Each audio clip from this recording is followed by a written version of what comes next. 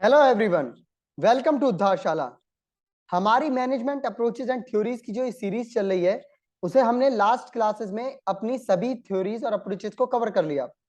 उसी की कंटिन्यूटी में आज मैं आपके लिए वीडियो लेके आया हूं जिसके अंदर मैंने प्रीवियस पेपर्स और डिफरेंट अलग अलग जगहों से कलेक्ट करके मैनेजमेंट थ्योरीज से रिलेटेड कुछ 30 एमसीक्यूज आपके लिए कलेक्ट किए हैं। इसके बारे में हम बीच बीच में थोड़ा बहुत इसके बारे में डिस्कस भी जरूर करते रहेंगे। सेशन स्टार्ट करने से पहले मैं आपको रिमाइंड करा दूं, अगर अभी तक आपने हमारे चैनल को सब्सक्राइब नहीं करा है, please click the subscribe button, like करें और वीडियो को पूरा देखा करें। अगर आपका कोई डाउट, सजेशन या क्वेरी है तो प्लीज आप कमेंट बॉक्स में कमेंट करिए। एंड अभी तक आपने अगर हमारे बेल आइकन को प्रेस नहीं करा है तो फ्यूचर में सभी हमारे चैनल की नोटिफिकेशंस पाने के लिए आप उस बेल आइकन को प्रेस जरूर करिएगा। चलिए आज का सेशन शुरू करते हैं। तो फर्स्ट क्वेश्चन से हम स्टार्ट करते हैं। एक मिनट जी। First question is which is the element of bureaucracy.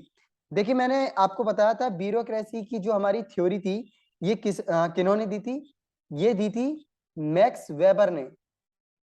किसने दी थी? मैक्स वेबर ने। और इसको हम वेबेरियन थ्योरी भी कहते हैं अगर आपको याद हो तो। ठीक, डिटेल में आप इन सभी वीडियोस को मेरी प्रीवियस वीडियोस में जाके देख सकते हैं। ठीक है, तो ऐसा कौन सा एलिमेंट है जो ये ब्यूरोक्रेसी का इनमें से बैठता है? तो हम देखते हैं rules and regulation. Obviously rules and regulation के ऊपर बेस्ड होते हैं और इसमें स्ट्रिक्टली फॉलो अप करे जाते हैं। एक हायरार्की ऑफ अथॉरिटी इसमें फॉलो होती है, इसमें क्लियर होती है डेलीगेशन ऑफ अथॉरिटी, सब कुछ एक प्रॉपर हायरार्की में चलता है। हमने बात करा था ना, इसमें लेयर्स ऑफ हायरार्की काम करती है। ठीक, तो ये भी है। डिपार्टमेंटलाइजेशन मतलब डिफरेंट डिपार्टमेंट्स अलग अलग ऑब्जेक्टिव से काम कर रहे हैं बट एक कॉमन गोल को अचीव करने के लिए, तो ये डिपार्टमेंटलाइजेशन भी होता है इसमें। तो इसका करेक्ट आंसर है हमारा D, all of this. Next, which of the following is not the classical theories. इसमें से कौन लोग क्लासिकल थ्योरीज नहीं है? तो सबसे पहले एफ डब्ल्यू टेलर की बात करते हैं, विंस्लो टेलर। विंस्लो टेलर ने, आप सबको पता है कि साइंटिफिक मैनेजमेंट थ्योरी दी थी और फर्दर इसको आगे हम कहें साइंटिफिक थ्योरीज या अप्रोच को फर्दर डेवलप करने का काम दो लोगों ने करा था। कौन कौन थे? एक तो फ्रैंक एंड लिलियन गिलबर्ट, ये दोनों हस्बैंड वाइफ थे। इन लोगों ने इसको और डेवलप करने का काम करा था साइंटिफिक टेलर को, लेकिन ये मॉडर्न कॉन्सेप्ट के अंदर आती है। ठीक है, गिलबर्ट। ठीक, और एक थे हमारे हेनरी गेंट। हेनरी गेंट, अगर आपने कभी सुना हो गेंट चार्ट के नाम से। ठीक है, तो ये लोगों ने इसको डेवलप करने का काम करा था। तो ये तो क्लासिकल थ्योरिस्ट थे। फ्योल, क्रुलिक और उर्विक ये भी अपने क्लासिकल के अंदर ही आते हैं, आपको पता है। इसे एडमिनिस्ट्रेटिव थ्योरी दी थी फ्योल ने। ठीक है, मैक्स वेबर ने, हमने फर्स्ट क्वेश्चन में ही बात करी, ब्यूरोक्रेसी थ्योरी दी थी। तो कौन बचे? The answer is third, Elton Mayo, जिन्होंने कौन सी थ्योरी दी थी आपकी? सॉरी, इन्होंने दी थी ह्यूमन रिलेशन थ्योरी। ठीक है, जो किसने दी थी, जो सॉरी किसके अंडर आती है? न्यू क्लासिकल अप्रोचेस के अंदर। ठीक है, ओके, चलिए next. In order to delegate authority to the junior, a senior must do which of the following activities. इनमें से कौन सी एक्टिविटी को परफॉर्म करता है एक सीनियर अपने जूनियर्स को अथॉरिटी डेलीगेट करने के लिए? ठीक, कौन सी करता है भाई? देखिए, डेवलपमेंट ऑफ सबऑर्डिनेट, सबऑर्डिनेट के डेवलपमेंट का भी काम करता है वो। ठीक है, कमेंसुरेट अथॉरिटी, ओके, कमेंसुरेट का मतलब होता है आपका योग्यता। ठीक है, योग्यता के अकॉर्डिंग अथॉरिटी यहां पर डिलीवर करी जाती है, ये भी सही है। क्लियर रेस्पॉन्सिबिलिटी, रेस्पॉन्सिबिलिटी क्या है? हर एक को जब देखिए अथॉरिटी उसके योग्यता के अकॉर्डिंग मिलेगी और उसको रेस्पॉन्सिबिलिटी ऑटोमेटिकली क्लियर हो जाएगी कि उसकी क्या जिम्मेदारी है, किसको कॉन्टेक्ट करना है, कौन उसका सुपीरियर है। ठीक, नेक्स्ट, तो इसका आंसर जो हुआ वो last fourth, D, all of the above. Next, which one of the following is not the contribution of Taylor in classical theory। इनमें से कौन सा टेलर की क्लासिकल थ्योरी का कंट्रीब्यूटर नहीं है? देखिए, टेलर ने कहा था प्रोडक्टिविटी, साइंटिफिक मेथड उन्होंने दिया था ताकि एनहेंस कर सके प्रोडक्टिविटी को, ऑर्गेनाइजेशनल फंक्शंस मेंटेन हो और एक ही प्रॉपर तरीके से वो वर्क करें। इन सभी की मदद से वो मोटिवेट भी करता था अपने आप कह दीजिए अपने एम्प्लॉयज को। तो ऐसी कौन सी चीज है जो वो कंट्रीब्यूट नहीं करती है? नॉट वाले क्वेश्चंस में हमेशा ध्यान रखिएगा, ये नॉट वाला एस्पेक्ट कई बार हम पढ़ते टाइम भूल जाते हैं। तो नहीं, जो क्लासिकल थ्योरी के अंदर टेलर ने कंट्रीब्यूट नहीं करा, इनमें से कौन सी थी? Delegation of authority. तो करेक्ट आंसर कौन सा है? Delegation of authority. भाई टेलर का क्या कहना था कि मुझे ऑटोक्रेटिक स्टाइल पे ज्यादा फोकस रहता हूं, मैं सिर्फ प्रोडक्टिविटी बढ़ाना चाहता हूं और ह्यूमन रिलेशन से मेरा कोई मतलब नहीं है। ठीक है, चलिए, विच स्टेटमेंट इज और आर ट्रू, इनमें से कौन सा स्टेटमेंट आपका सही है? तो एक एक करके देख लेते हैं। First, classical approach obviously systemization of work. Classical approach किस चीज पे है? प्रिंसिपल्स के ऊपर बेस्ड है, क्योंकि साइंटिफिक मैनेजमेंट थ्योरी ऐसी थ्योरीज उसके अंदर आती है ना, तो ये सिस्टमैटिक वर्क को सिस्टमाइज करने के लिए बनाई गई, इंपेस करती हैं, सही बात है। क्लासिकल थ्योरी किस चीज, सॉरी नियो क्लासिकल थ्योरी किस चीज पे इंफेसिस करती है? ह्यूमन बिहेवियर पे। वो प्रोडक्टिविटी से ज्यादा ह्यूमन बिहेवियर के ऊपर एम्फेसिस ज्यादा करती है, ये भी सही है। एडमिनिस्ट्रेटिव थ्योरी किस चीज के ऊपर स्ट्रेस करती है? किस तरीके से मैनेजमेंट के फंक्शंस को प्रॉपर तरीके से परफॉर्म करा जाए। ठीक है, फंक्शनल अप्रोच होता है उसका, जो भी काम हो प्रॉपर फंक्शंस के थ्रू वो परफॉर्म करे। तो इसका ये भी सही है, तो इसका जो आंसर हुआ कौन सा हुआ? D, all of the above, सभी सही है। Next, authority can be drive, authority किस चीज से ड्राइव हो सकती है? देखिए लीगल पोजीशन से, आप जिस भी जॉब पोजीशन पे होगी आपकी अथॉरिटी ऑटोमेटिकली आपके पास होगी। ट्रेडिशन, आपकी जो परंपराओं के अनुसार आपकी अथॉरिटी चलती आ रही है, आप उसको अवेल करेंगे और उसका यूज करते हैं। एक कैरिज्मेटिक होती है, आपकी पर्सनैलिटी ही ऐसी होती है कि अथॉरिटेटिव हो जाती है, दूसरे आपकी कमांड फॉलो करने लगते हैं, तो अथॉरिटी वहां से भी ड्रिवन हो जाती है। तो ये सभी उसके अंदर आ जाती है, all of these. The correct answer हमारा डी है। Next, the theory X stated, theory X क्या स्टेट करती है? एक एक करके देखते हैं। Average human being prefer to be directed, बिल्कुल। थ्योरी एक्स के जो लोग होते हैं वो किस तरीके के होते हैं? वो कभी भी, हमने जैसे बात करी थी कि वो कोई काम करने में इंटरेस्टेड नहीं है, ठीक है, वो चाहते हैं कि उनके ऊपर हमेशा किसी ना किसी का डायरेक्शन रहे, सुपरविजन रहे, वो रेस्पॉन्सिबिलिटी को अवॉइड करते हैं, वो ऑर्गेनाइजेशन में मोटिवेशन के तौर पे काम नहीं करते, सिर्फ सर्वाइवल को, अपनी नौकरी बचाने के तौर पे ऑर्गेनाइजेशन के अंदर काम करते हैं। उनको अपने डेवलपमेंट और अपनी ऑर्गेनाइजेशन के डेवलपमेंट से कोई खास मतलब नहीं होता है। तो उन्हें क्या चाहिए? उन्हें एक ऑटोक्रेटिक स्टाइल चाहिए कि यहाँ पर सिर्फ हमें कमांड दी जाए, उस कमांड का हम उतना ही फॉलो करें, ना बाकी सुने ना समझे, ये यानी कि सही है। Next, human being are lethargic, lethargic का मीनिंग होता है लेजी। ठीक, जी हाँ, थ्योरी एक्स के जो लोग होते हैं वो लेजी होते हैं, लिथार्जिक होते हैं। वो ऑर्गेनाइजेशन में, मैंने कहा ना, वो सिर्फ अपने सर्वाइवल के लिए काम करते हैं, वो हमेशा बचते हैं कि रेस्पॉन्सिबिलिटी हम तक आए ना।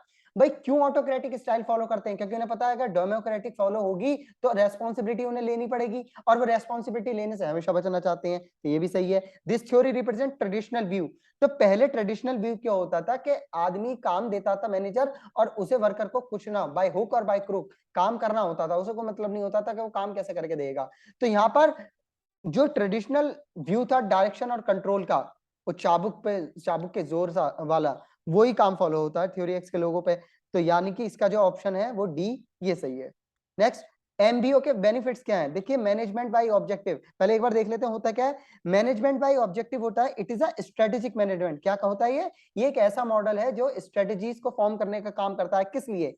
M to improve the performance, ताकि वो परफॉर्मेंस को इंप्रूव कर सके। किसकी? ऑर्गेनाइजेशन की परफॉर्मेंस की। अच्छा, कैसे होगी? By clearly defining the objective, जब सभी को अपना अपना ऑब्जेक्टिव ऑर्गेनाइजेशन के अंदर प्रॉपर क्लियर होगा। अब ये सभी कौन है? Management and employees. जब इन सभी को अपना ऑब्जेक्टिव क्लियर होगा तो ऑर्गेनाइजेशन की परफॉर्मेंस हमेशा इंप्रूव करेगी।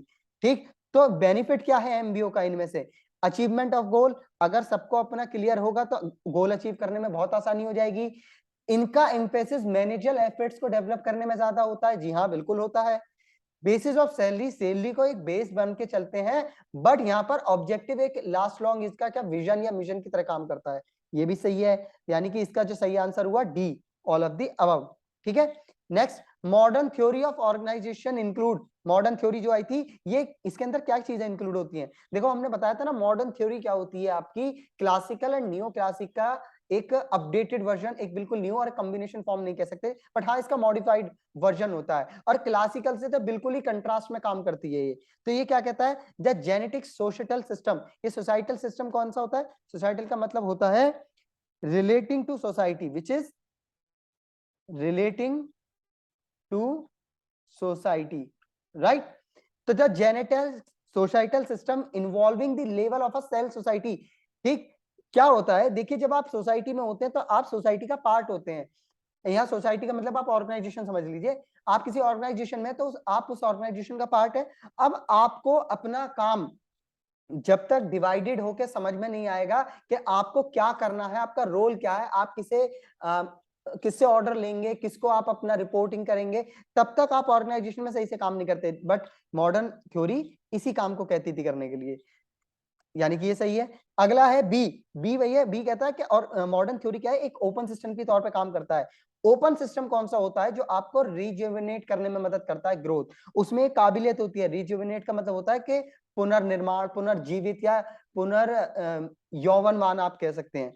तो रिजुविनेट करता है ग्रोथ को ये मॉडर्न थ्योरी जो है, किसकी मदद से, ओपन सिस्टम, क्योंकि ये ओपन है, ये सजेशंस लेता है, इन्वॉल्वमेंट लेता है सभी का, और म्यूचुअली अंडरस्टैंडिंग के साथ ये आगे बढ़ता है। तो यहाँ रिप्रोडक्शन और रिविजनेशन होता है, तो ये भी सही है। सिंपल डायनेमिक सिस्टम, डायनेमिक क्या होता है, चेंजिंग। देखिए चेंजिंग एनवायरनमेंट में डिफरेंट मोशंस काम करते हैं, सभी को समझना होगा आपको, और सभी के अकॉर्डिंग ही अपनी थ्योरी को बना के चलना पड़ता है, ये भी सही है। यानी कि इसका करेक्ट आंसर भी डी हुआ हमारा फोर्थ।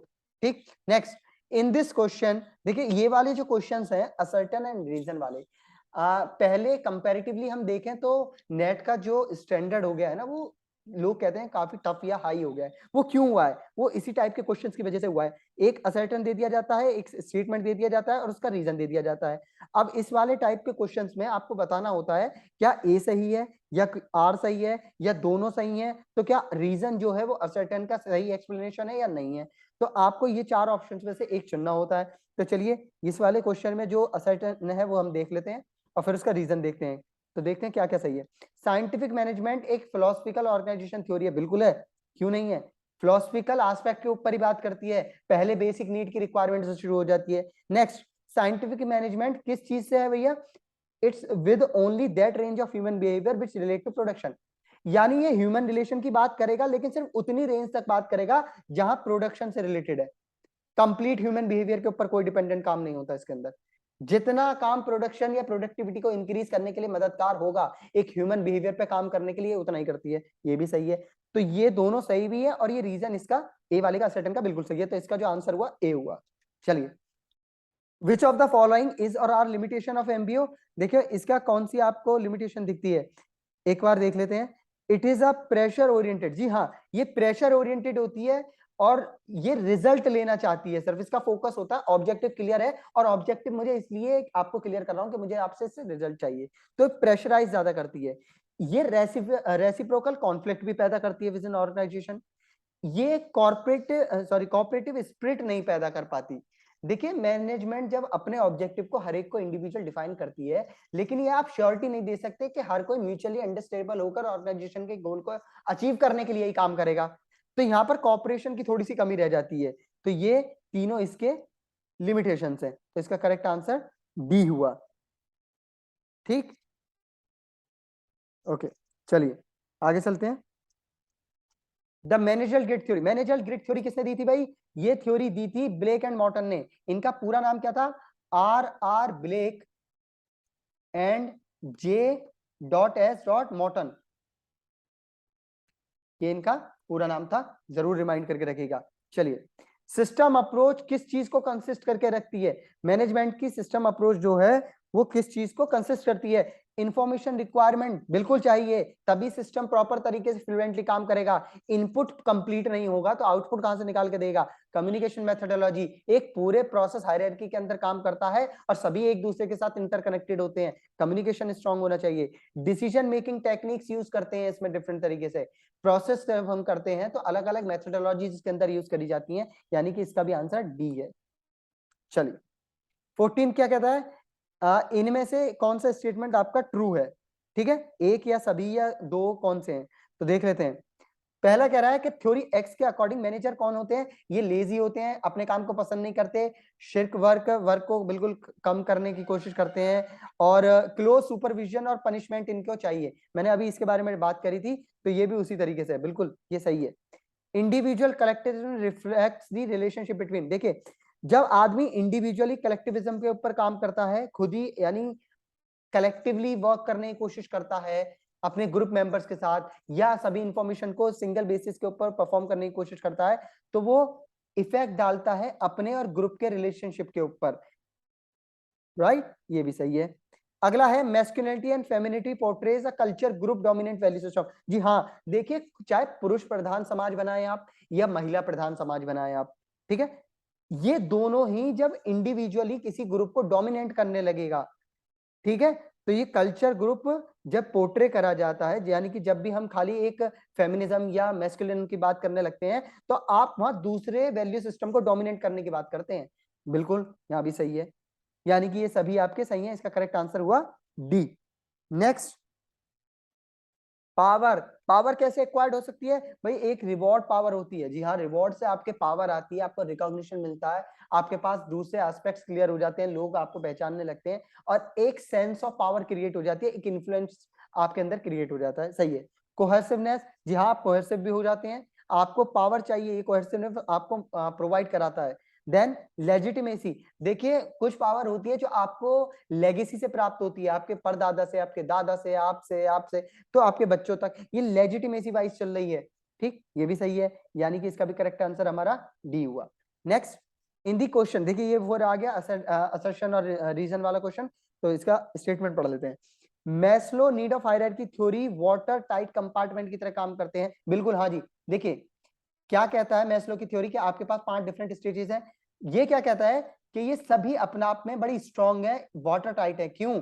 क्योंकि जब तक आप नेक्स्ट लेवल पे बिल्कुल नहीं पहुंच पाएंगे जब तक आप पहली वाली को सेटिस्फाई नहीं कर देंगे, यानी आपको अगले लेवल पे पहुंचने का रास्ता खुलेगा पहली वाली नीड के सेटिस्फेक्शन से, यानी कि वाटर टाइट है, आप जा ही नहीं सकते बिना उसको कंप्लीट करे। Reason, emergence of particular need after satisfaction of a lower need. दूसरी नीड जब ही इमर्ज होगी आपकी जब पहली वाली लोअर नीड को आप सेटिस्फाई करेंगे, ये एक सडन फिनोमिना है। हाँ बिल्कुल है, तो ये दोनों ही बातें सही हैं और ये रीजन भी इसका बिल्कुल सही बैठ रहा है, इसलिए ए आपका सही आंसर है।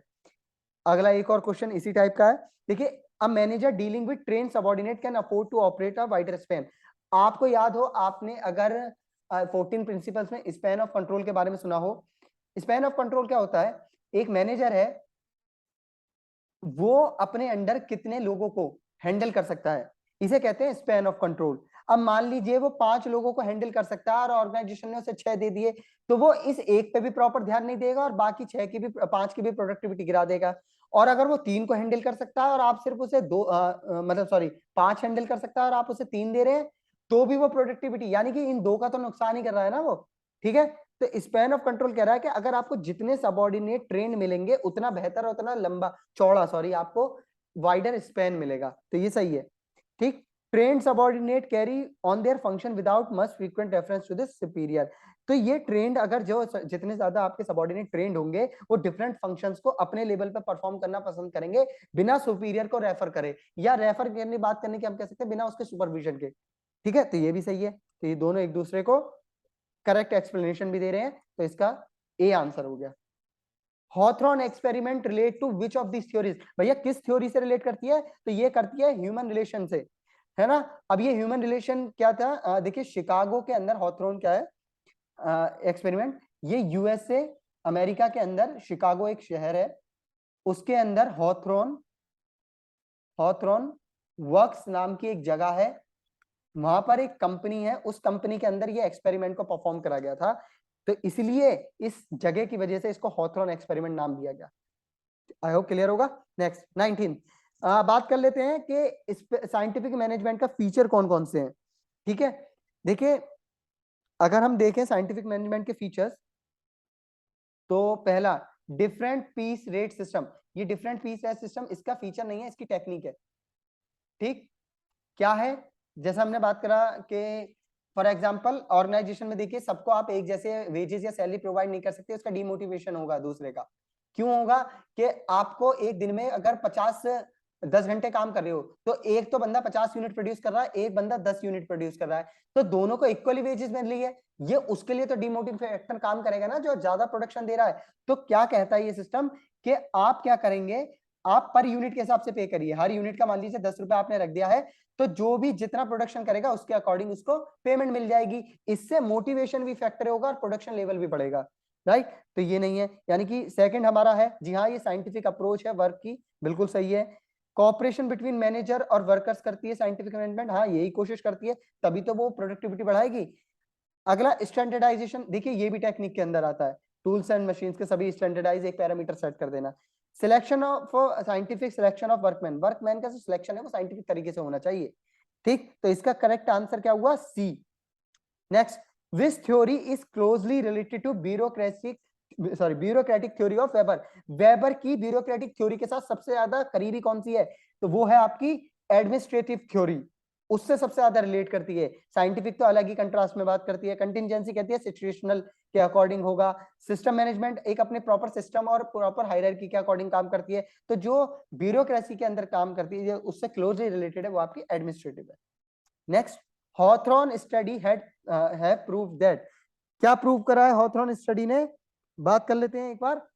देखिए ये कहता है, एक मिनट जी, wherever the superior are employee centred, जहां पर भी आपके सुपीरियर कौन होंगे? एम्प्लॉय सेंटर्ड होंगे, एम्प्लॉयज पे ध्यान दे रहे होंगे, वहां एम्प्लॉयज का जो आउटपुट होगा वो ज्यादा होगा। सही बात है भाई, बिल्कुल सही।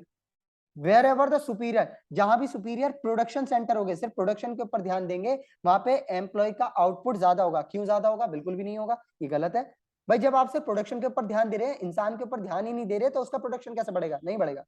थर्ड क्या कह रहा है? जहां भी सुपीरियर क्या कहते हैं, एम्प्लॉय सेंटर्ड, वो सेंटर्ड होंगे, ठीक है, जहां पे भी आपके सुपीरियर एम्प्लॉय सेंटर्ड हो गए, एम्प्लॉय पे ध्यान दे रहे हैं, तो वहां एम्प्लॉयज का आउटपुट गिर जाएगा। बिल्कुल नहीं, अगर एम्प्लॉय सेंटर्ड हो गए तो उसका तो बढ़ेगा ना। और यहाँ अगला क्या कह रहा है? ये भी गलत है, यानी थर्ड भी। फोर्थ क्या कह रहा है? अगर ये एम्प्लॉय सेंटर्ड है आपके सुपीरियर, तो एम्प्लॉय का जो आउटपुट है, प्रोडक्शन सेंटर्ड है अगर आपके सुपीरियर, तो वो एम्प्लॉय का जो आउटपुट है वो कम हो जाएगा। जी हाँ, बिल्कुल सही बात है, कम हो जाएगा। तो फर्स्ट एंड फोर्थ आपका सही आंसर है। फर्स्ट एंड फोर्थ किसमें है? बी में। आई होप समझ में आ रहा है, अभी तक कोई दिक्कत नहीं है। नेक्स्ट, किसने मैनेजमेंट एंड मॉरल नाम की बुक लिखी है? तो वो लिखी है रॉथली बेरगर, सॉरी बर्गर ने। सॉरी अगर मुझे इसका नाम प्रोनाउंसिएट करने में कुछ दिक्कत हो रही है तो इसके प्रोनाउंसिएशन पे थोड़ा सा माफ करिएगा, थोड़ा डिफिकल्ट सा नाम है, रॉथली burger.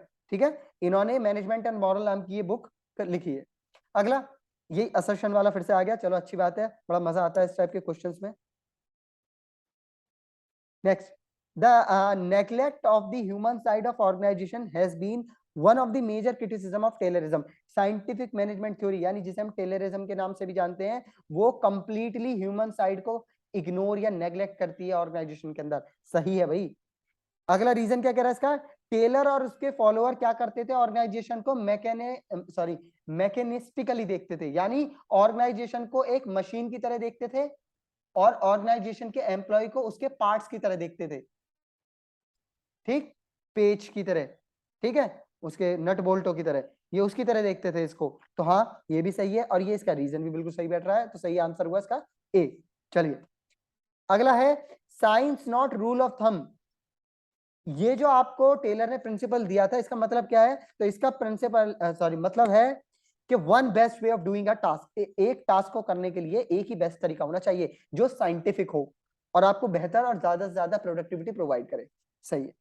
Next, main difference between क्या है डेलीगेशन एंड डिसेंट्रलाइजेशन के अंदर? तो वो है, एक बार पढ़ लेते हैं सभी को। Delegation involve transfer of authority, बिल्कुल। अथॉरिटी यानी जॉब पोजीशन, जब जॉब पोजीशन के अकॉर्डिंग आपको अथॉरिटी मिलती है तो डेलीगेशन आपको आपके अथॉरिटी के अकॉर्डिंग ही ट्रांसफर होती है, बट रेस्पॉन्सिबिलिटी आपकी नहीं होती, क्योंकि रेस्पॉन्सिबिलिटी हमने बताया था कि इनर फीलिंग होती है। डिसेंट्रलाइजेशन क्या कह रहा है? It involve transfer of authority and responsibility, बिल्कुल सही। डिसेंट्रलाइजेशन क्या काम करता है? ये अथॉरिटी आपको दे देगा तो आप ऑटोमेटिकली रेस्पॉन्सिबल फील करने लगेंगे, क्योंकि डिसीजन मेकिंग पावर आपके हाथ में होगी। Second, decentralisation in by will of superior, नहीं भाई, सुपीरियर के विल के अकॉर्डिंग डिसेंट्रलाइजेशन नहीं होगा। ठीक है, while delegation is done by legal process, delegation legal process से होता है, तो ये वाला सही नहीं है, ये सही है। थर्ड कह रहा है distributing authority can take back the delegation as an on we. हाँ जी, अगर आप अथॉरिटी डिस्ट्रीब्यूट करने की बात कर रहे हैं तो डेलीगेशन अपनी मर्जी से उसको वापस ले सकता है, वाइल डिसेंट्रलाइजेशन में एक लीगल एक्शन की रिक्वायरमेंट होती है। सही, तो आपका करेक्ट आंसर कौन सा है? सी, 1 and 3। Next, Maslow's need of hierarchy theory किस थ्योरी को कौन सी थ्योरी है जो Maslow need of hierarchy theory को कॉन्ट्रडिक्ट करती है? तो वो कौन सी थ्योरी है? वो हमारी थ्योरी है डुअल फैक्टर थ्योरी, जिसे आपको किसने दिया था? फ्रेडरिक हर्ट्जबर्ग ने। ठीक, इसको डुअल फैक्टर थ्योरी भी कहते हैं, हाइजीन फैक्टर थ्योरी भी कहते हैं। ठीक है, चलिए, तो करेक्ट आंसर कौन सा हुआ आपका? Dual factor theory. Next, Henri Fayol के अकॉर्डिंग कौन सा combination of qualities are required in a manager? एक मैनेजर के अंदर कौन सी क्वालिटीज रिक्वायर्ड हैं इन कॉम्बिनेशन के अकॉर्डिंग? तो वो है आपकी सी वाली, यानी कि फिजिकल भी होना चाहिए स्ट्रॉन्ग, मेंटली भी स्ट्रॉन्ग होना चाहिए, उसके मॉरल्स, उसका बेस स्ट्रॉन्ग होना चाहिए, सिद्धांत उसके पक्के होने चाहिए, एजुकेशनल क्वालिफिकेशन तो होनी चाहिए, साथ में उसकी हार्ड स्किल्स सॉफ्ट स्किल्स जरूर, यानी कि टेक्निकल स्किल्स उसकी अच्छी डेवलप हो, और एक्सपीरियंस जो, तो ये कॉम्बिनेशन उसको चाहिए। सी इसका करेक्ट आंसर है। Next, neo classical organisation theory emphasis किस चीज पे करती है? Flat structure. वो क्या कहती है? नियो क्लासिकल क्या कहती है? Flat structure. ये ह्यूमन बिहेवियर के ऊपर काम करती है ना, तो ये कहती है भैया सब समान होने चाहिए, एक लेवल पे जो काम कर रहे हैं उनमें सभी को बराबर के फेयर वेजेस हो, फेयर उनके साथ ट्रीटमेंट हो, कोई क्या कहते हैं, डिस्क्रिमिनेशन ना हो, बायसनेस ना हो ऑर्गेनाइजेशन में, तो फ्लैट स्ट्रक्चर को फॉलो करने की बात करता है। तो correct answer is a. Next, arrange करें। देखिए ऑल्टन मायो ने कुछ बुक्स दी थी, वो books according to the year आपको अरेंज करनी है। तो ये 3 बुक्स उन्होंने दी थी, आपको ये अरेंज करनी है अकॉर्डिंग टू दी ईयर। तो देख लेते हैं कौन सी किस किस ईयर में दी थी। तो पहली, human problem of an industrial civilisation, ये दी थी भाई 1943 में। ठीक, नेक्स्ट थ्योरी उन्होंने दी थी social problem of an industrial civilisation, ये दी थी 1945 में। नेक्स्ट उन्होंने दी थी ट्रेनिंग फॉर ह्यूमन रिलेशन, ये थ्योरी आपकी दी थी उन्होंने 1949 में। तो ये 3 थ्योरीज उन्होंने दी थी, आपको इनके ईयर्स जरूर याद रखने पड़ेंगे। ओके, तो आपको इसी सीक्वेंस में करना है। हाँ, अच्छा, ये जो है आपका 1933 है, 1943 नहीं है, इसको याद रखिएगा। इसको इरेज कर देते हैं, इसका जो करेक्ट ईयर है वो है 1933। तो पहली थ्योरी इन्होंने जो दी थी और इसी सीक्वेंस में दी थी। ठीक, 1933 में पहली वाली ये थ्योरी दी थी, 1945 में दूसरी ये थ्योरी दी थी, और 1949 में इन्होंने थर्ड अपनी यही वाली ट्रेनिंग फॉर ह्यूमन रिलेशन की थ्योरी दी थी। तो हमारा कौन सा सीरीज में आ रहा है? ये 1, 2 एंड 3, यानी कि इसका करेक्ट ऑप्शन है सी। ठीक, which method is not the part of, याद रखिएगा, not the part of Hawthorne experiment का कौन सा पार्ट नहीं था भैया? इल्यूमिनेशन था, जिसके अंदर आपने लाइट की बातें करी थी, लाइट रिलेटेड। इंटरव्यूइंग था, जिसके अंदर आपने गर्ल्स ली थी, 6 गर्ल्स का वो बैच लिया था। एक रिले असेंबली वाला लिया था, जिसमें आपने 14 वाले का इंटरव्यू लिया था। इस तरीके से ये करे थे, और ये लार्ज अमाउंट में करा था। ठीक है, तो क्रिटिकल पाथ मेथड ये कैसा है जो आपका इसका पार्ट नहीं है? ये क्वांटिटेटिव टेक्निक्स का पार्ट है।